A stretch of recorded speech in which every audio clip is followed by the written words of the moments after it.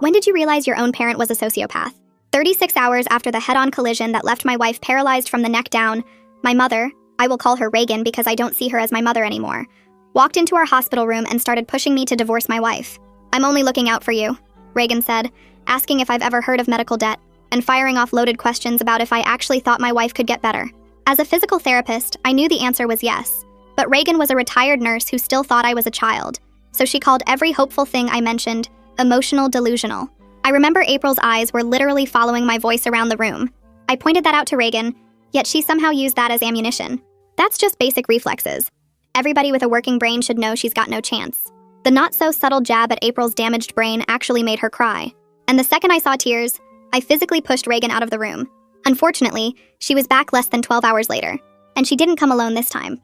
She brought her old nursing supervisor, and even a divorce attorney. They tried to sit at my wife's bedside while I was literally moving April's arms, trying to get blood into them. April was crying.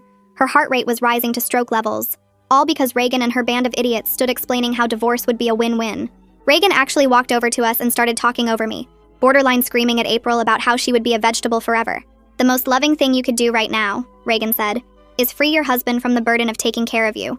He probably doesn't even want to do it anyway." My jaw dropped. But I knew getting angry would only stress April out more, so I resorted to calling a nurse who escorted them out. I went to hospital administration immediately.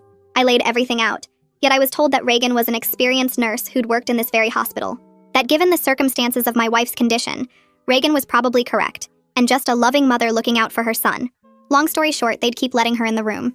That night I sat there holding my wife's hand, just reciting our vows and our best memories, when I felt it. Her finger twitched. It was the happiest moment of my life.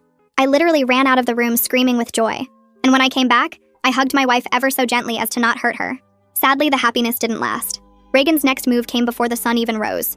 She was already in the room at 5 a.m., this time with her financial advisor and spreadsheets. I tried to tell her April had literally moved, but she just pointed at the numbers. "You'll drain your savings supporting her. Yeah, she was once your wife, but that woman is now gone. Look at her." She pointed at April.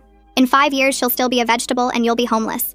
Is that what you want?" She gave me an ultimatum there and then.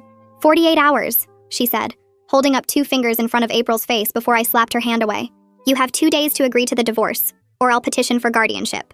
She then leaned in and whispered to me, "And if I'm her guardian, I'll just pull the plug. No divorce needed." I clenched my fist, genuinely seconds away from beating Reagan unconscious.